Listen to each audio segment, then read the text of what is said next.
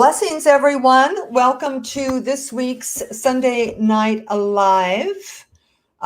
We're enjoying a little beautiful Florida summer rain at the moment. It's on the window pane. Hopefully you can hear it. My name is Reverend Denise Schubert. I am the founder of A Life of Spiritual Power, and it is truly a delight to bring you our Sunday Night Alive every Sunday at 5 p.m. on Facebook Live. Every week we do a different topic pertaining to practical spirituality and everyday metaphysics. We do this for the purpose of doing our part to create a healthy, spiritually, emotionally, mentally, physically healthy world. And we do this one person at a time. I'm not quite sure how else we would do it. You know, all of our ranting and raving and judgments and complaining don't seem to really matter. So I say, wake us up, and we wake up the world. So it's just a pleasure to be here. I look forward very much to our topic tonight. Our topic tonight is it real or is it Memorex? Some of you, if you're around, if you're people of a certain age, you're going to remember this ad, which I'll talk about in a moment. But it's really about drawing the distinction between the real deal and a representation of the real deal. And it seems in life that what's important is to have the real deal. So I think it's a very worthwhile topic. I look forward to sharing it with you. So I woke up this morning wanting to tie this topic to miracles. And I don't really know why, but here's what I do know. I know that in order to talk about miracles, we have to suspend skepticism and pessimism. We have to step out of the ordinary, everyday life and wake up purely and presently into the present moment. Miracles only happen in now. And you normally won't find evidence of miracles on the news or at the water coolers. Well, I guess we don't have water coolers anymore. Social distancing. I'm sure there are no water coolers, but you get my drift.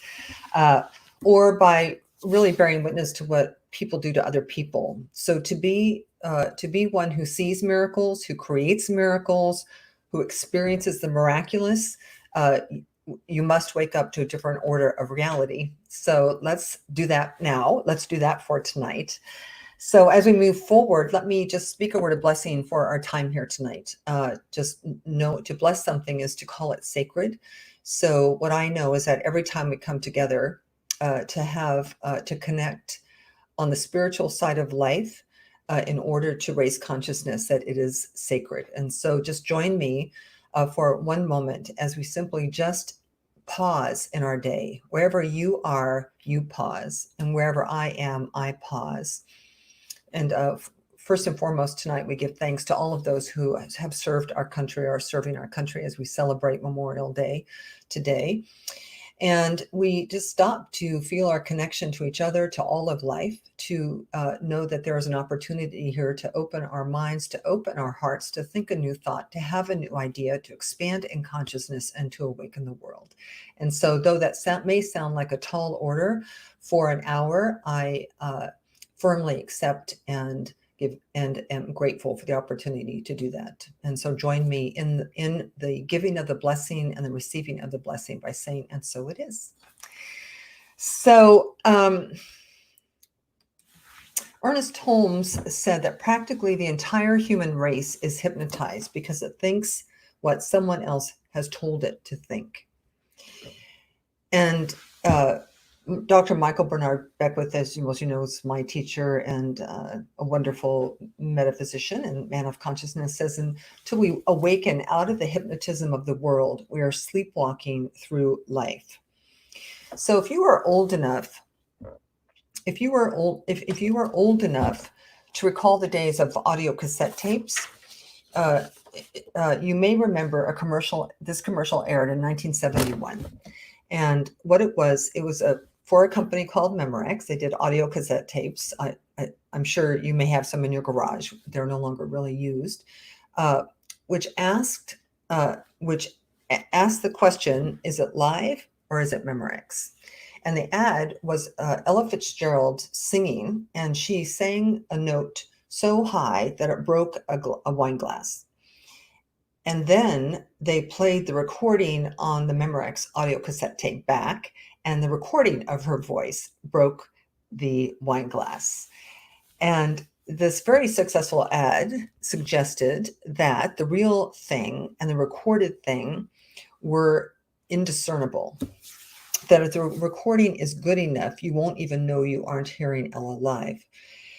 So it's probably a very good ad campaign, and I'm very happy they were successful, and Memorex was a wonderful company.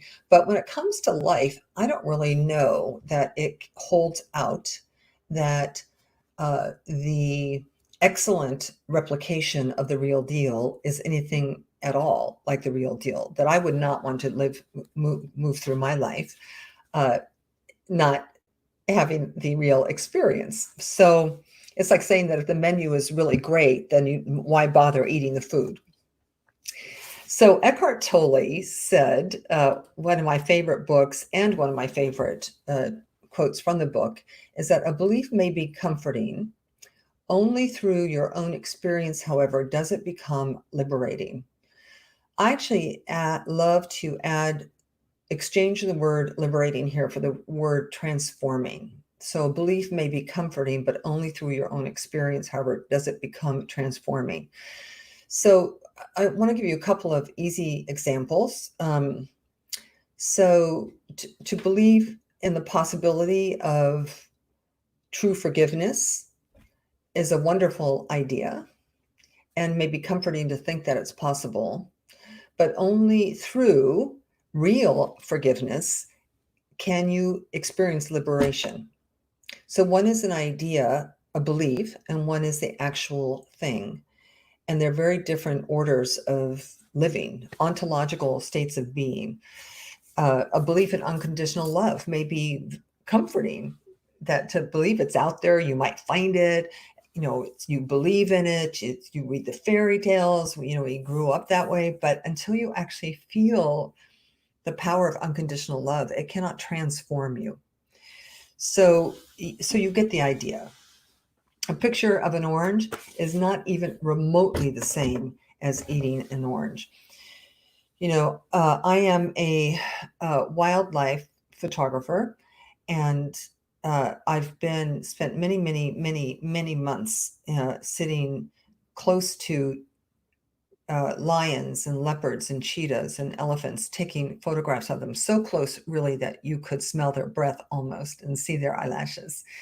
And people love my photographs. But the truth is that no matter how great the picture of the leopard is, it is an entirely different experience to be in its presence. Now, it's a difference between really eating the meal and eating the menu. Your friends go on vacation to the Grand Canyon and they take thousands of pictures, thousands, and they come home and they compile all these pictures into a beautiful slideshow, because they were, by the way, transformed by the experience of being in the Grand Canyon.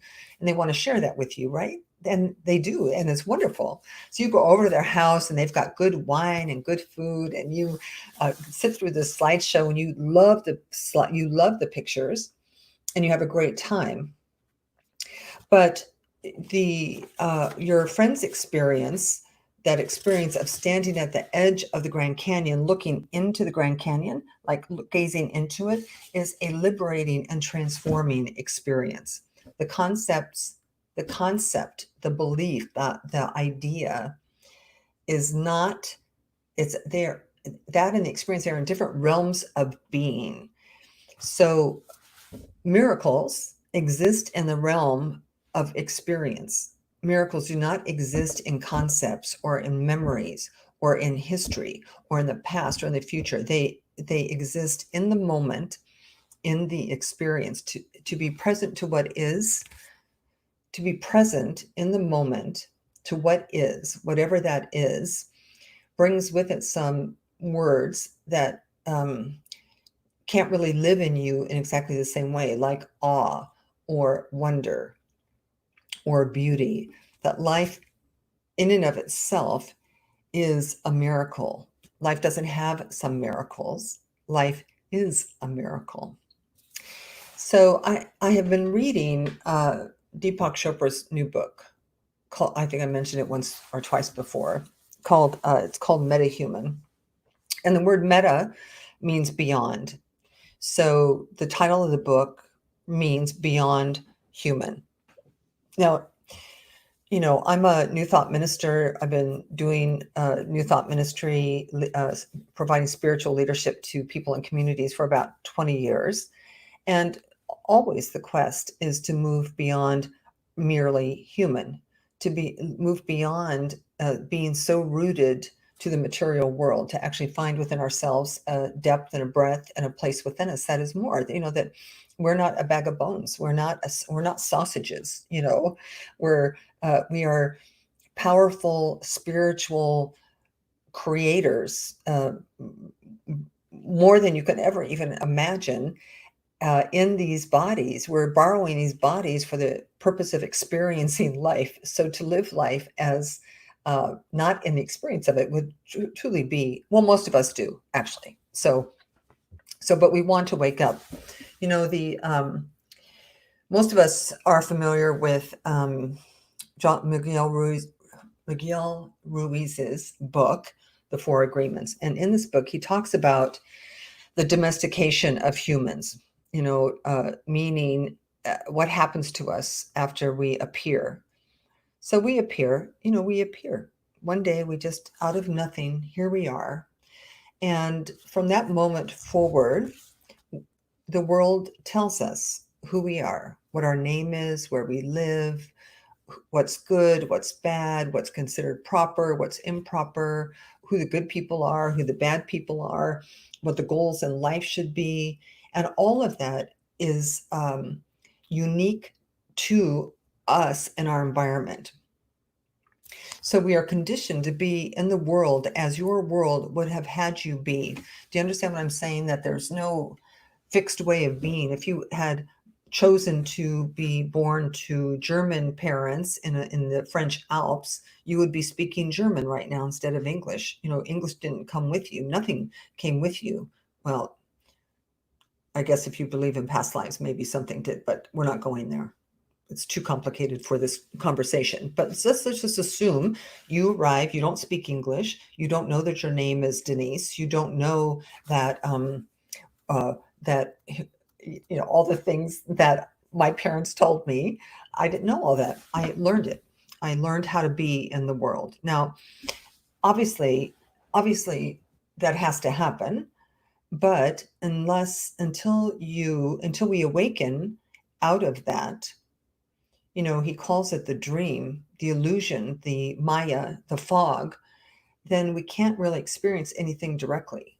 We can't experience ourselves directly because we're always going to experience it through this interpretation of life. Now, it's not easy. It's not easy to get off this hamster wheel. The Buddhists call it the conditioned mind versus an unconditioned mind. But it would be good to, there's like a light switch there. We have like a light switch that can be turned on. And when it's turned on, we then wake up to the morning of our own awakening, our own conscious awareness. Deepak Chopra calls the world prior to that light switch being turned on. And I do believe it's almost like that. It's like you have to wake up to the idea that what you know to be true isn't necessarily true for the other 7 billion people. It's true for you because that's your conditioning. It's your matrix, right? In his book, he talks about beyond human, metahuman, being beyond human, living in meta reality, which he says is the goal. The goal is to become a metahuman beyond merely being human, living in meta reality, which is living in a reality beyond normal reality. Now, sounds complicated, doesn't it? But the virtual reality we live in is the Memorex of 2020, right? That it's the representation of something that's real. And what you and I want whether you know you want it or not, is the experience of life. You want the wonder of life, the awe of life, the happiness of life, the fulfillment of life, the extraordinary of life, the the looking back at life and saying, "Oh my God, that was so much fun." Um, you know, there's no miracle in the audio cassette. It's just there's just no miracle in the audio cassette, and we want the miracle.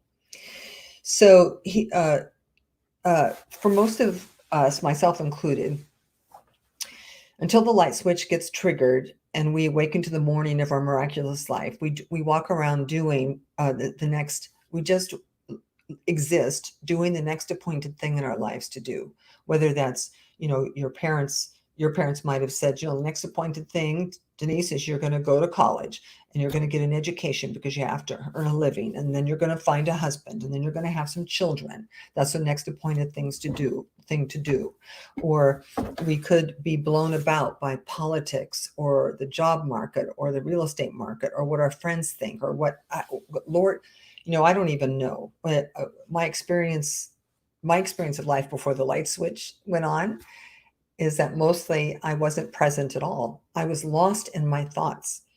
I was lost in the past. I was lost in the future. I was teaching my Life to Spiritual Power class on Saturday, and we were talking about how, have you ever had this experience where you're driving somewhere and all of a sudden you realize your exit was 10 miles ago and you didn't take it.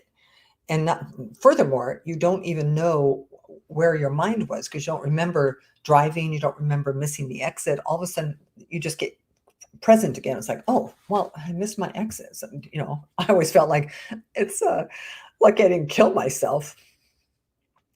So it's interesting that if you talk to people who do daring things, race car drivers, people who jump out of airplanes, people, even soldiers who are in combat, probably any woman giving birth. I've never given birth, but I would imagine it's one of those experiences. They will tell you that even though that one of the qualities of the experience, one of the aspects of the experience was the aliveness in it, they'll say it made me feel completely alive. And why that is because you can't really drive a race car without being completely 100% present. It's the same thing with jumping out of the airplane. Do you really think you're, worrying about what your mother did to you when you were 12, when you're standing at the edge of an airplane miles in the sky? Or same thing with childbirth. I can imagine that you're not sitting there worrying about what's going to happen in 2 weeks. You're just clearly present in the moment. And I believe that is really what Deepak Chopra is calling when he's talking about meta-reality. So the miracle is the awakened mind. That is the miracle. And the awakened eyes, the awakened consciousness, seeing past the illusion of separation, seeing past the illusion of poverty, seeing past the illusion of inevitability, the illusion of disease and death, right into the truth of our meta-humanness.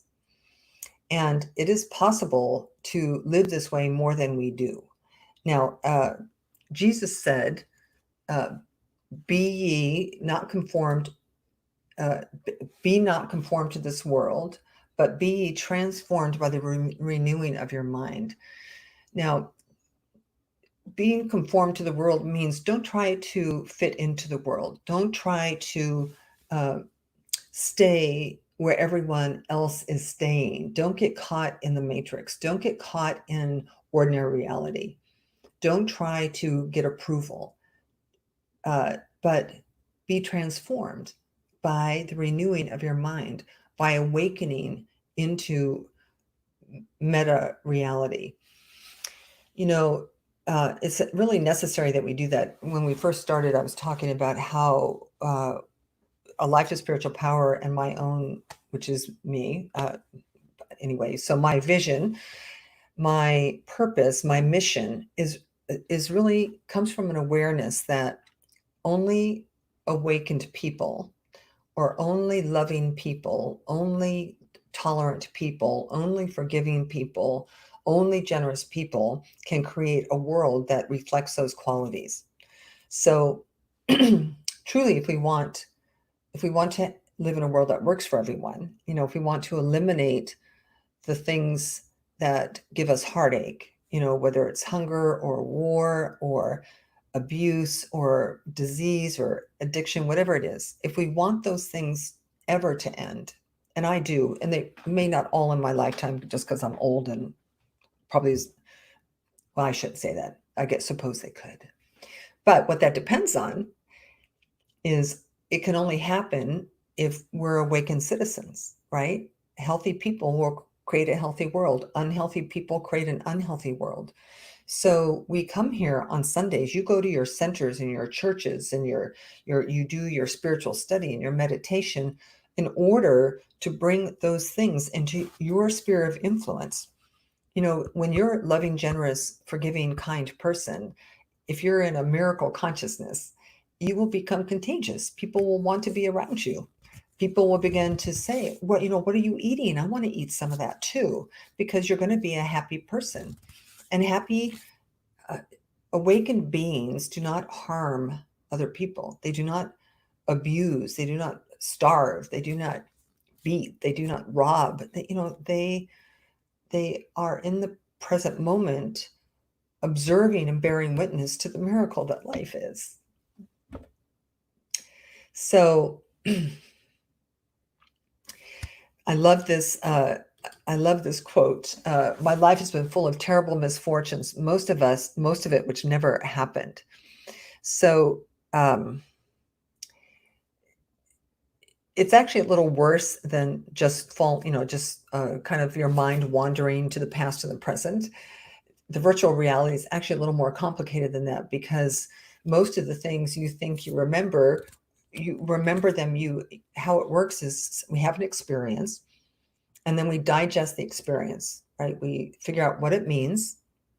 We decide what it means to us, what our emotional response was it to, and then we file it away. And I have many, many experiences with my mom, asking her, saying, "Mom, I'm in therapy right now, and I had this experience, that this is what happened. What happened?" She goes, "Oh, well, honey, that never happened." It's like, really? I remember that it happened. She goes, "No, it didn't happen that way."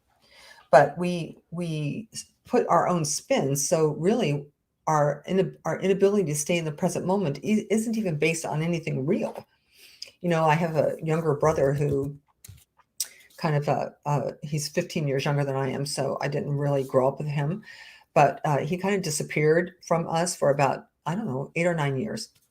And I remember when he touchstoned back in when my one of my sisters had a pretty grave illness, and we were talking, and he said, "Well, I just remember having casts on my legs. I'm pretty sure my brother Ken broke my legs." It's like, your brother did not break your legs. You had you pigeon-toed, and as a baby, they put casts on in order to, bow-legged, to straighten your bones out. So he'd been going through his whole life feeling like he had been broken by his brother. So do you see? So, so where can we begin to practice being more awake to reality, more awake to the experience, more awake to miracles, eating fewer menus than having great meals, right? And I would say one of the first ways we can begin is just to be willing to question everything you think to be true about yourself or about life. Empty your cup. Empty your cup. Be like a new wineskin. Don't be afraid to do this, right? Because most of what you remember isn't true anyway. And by the way, all of this agreed upon reality, every single person has their own reality that's got nothing to do with another person. There is nothing fixed in life. It's like all interpretation. And don't take my word for it. I know it sounds like a ridiculous idea, but if you take even COVID-19. If you go out and you talk to 50 people who have been social distancing, who have been staying at home, who, who like me haven't gotten manicures or haircuts or whatever, and you ask them their experience of this, you're going to have 50 different descriptions of the experience, and none of them are right and none of them are wrong. So our belief that we're right about life or about ourselves is the thing of conflict, number one. And it's also the thing that keeps us from being present in the moment. Looking, like when you're with a flower, can you really look at the flower? When you're watching a bird, can you really just watch the bird? And it will be transformative or liberating. So, so be willing to forget everything, be like a little, be like a little kid, like what's going on here? What's going on here? And that you're not really right about life. And don't settle. It's not that, by the way, it's not that the photo album you have is not important. The point is, or the value in this conversation is to draw a distinction for yourself. So when you're actually in the experience of life and when you're not. Because the goal is to be on the, as Mary Morrissey said, on the green growing edge of your own evolution, that we are meant to be evolving beings. We are meant to be happy, thriving beings. And to the degree that we are lost in our heads, thinking that we know what reality is, when we really just don't, because most of it is conditioned. It's been laid, like the track was laid when you were very little. So T.S. Eliot is one of my favorites. He has this quote too. He says, "Where is the life we have lost in living?" Where is the experience of life that we have lost in the living of life, in the doing of life? We need to be more in the being of life. So, so just know that until you're standing on the edge of the Grand Canyon, or until you're in the African savannah looking at a leopard, or until you're driving a race car, or until you really look at a bluebird, that you are dealing, it may be nice and it may be comforting, but it's not experiential. It is an idea, a concept, a belief. There is nothing wrong with that. Just know the difference for yourself, so that you're always going for the experience, so that you're always waking up, so you're always getting into the present moment, because the past and most of us spend most of our time in the past and the future. Most of us time worrying about when are we ever going to be able to get a pedicure again, and is this ever, what's going to happen to my 401, and where will we all be in 10 years? It is such a life denying activity, right? Because it's, I can't remember who said this, but somebody said worry is like creating a future you do not want.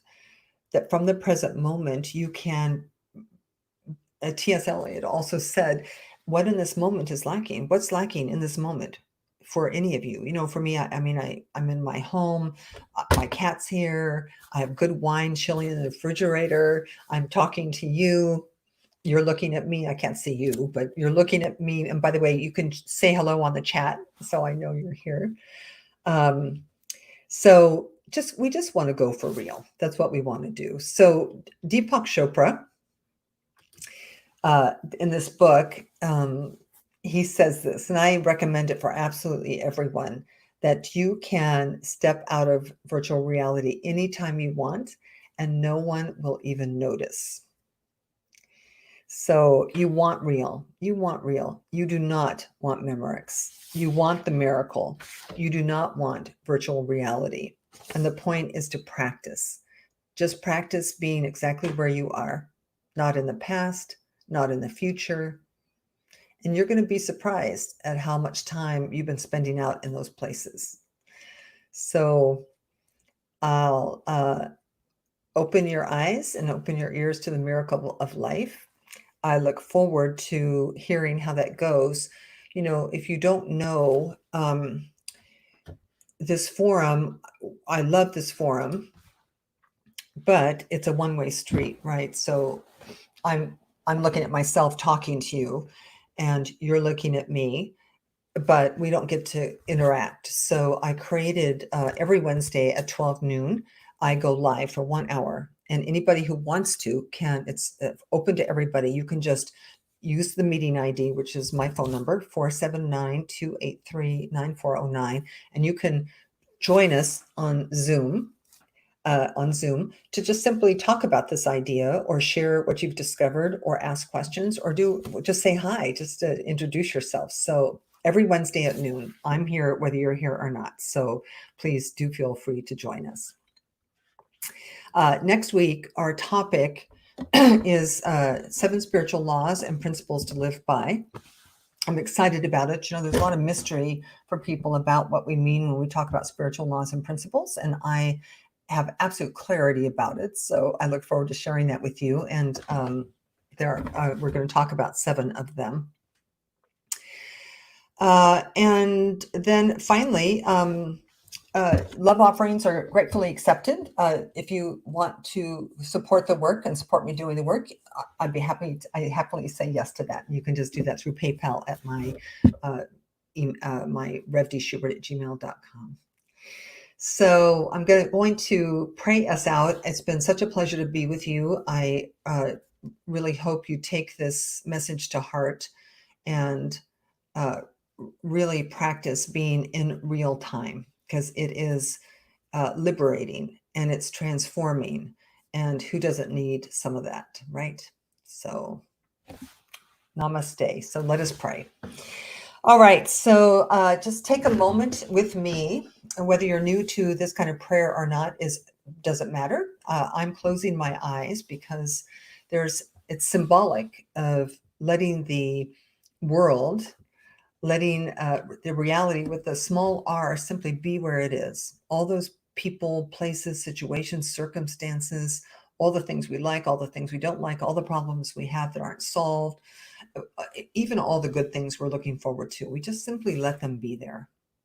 Because when we open our inner eyes and we gaze into that space and place within us, there is a place within you that is whole and perfect and complete, even now, regardless of anything that's ever happened to you as a human or will ever happen to you as a human. That this place within you is whole and perfect because it is a spiritual place. It is a birthless, deathless place. And it is always in the now, always present, always experiential, always available. So I just invite you now to find that place within you as I find that place within me, because that place within us is connected. It's why we live in a field of unity with all animals, all people, all things, and that is a miraculous experience to have this connection with others and this connection with life and a power greater than yourself, what a God, whatever that means to you. And so it is from this place of community and connection that I just speak this word, depositing the word I'm speaking into an active universe that takes the word and clothes it with flesh. The word is the initiator of form. And so what I know for us is that we're going to turn on a light switch today. We're going to turn on the switch that has you wake up in the morning to your experiential, miraculous self, and to be and to have the capacity and the commitment and the willingness to be in the present moment as much as you possibly can, to experience the peace, the calm, the joy, that pure happiness that is in that place, in this now moment that is never, ever lacking anything. And so I'm grateful for the opportunity to be together tonight, to stop in the busyness of our day, to get off the hamster wheel of our lives, to simply just connect and to think an expansive new thought that has the potential to change our lives forever and to make the world a better place to live. And so, with this word spoken and released, we can leave this time of prayer simply expecting and accepting its fulfillment, which I do in this moment on behalf of all of us. And so, for this and more, we are grateful. We let this be, and so it is. Amen. Namaste. Thank you, everybody. I will see you on Wednesday at noon, or I will see you next Sunday at 5 p.m. on Sunday Night Alive.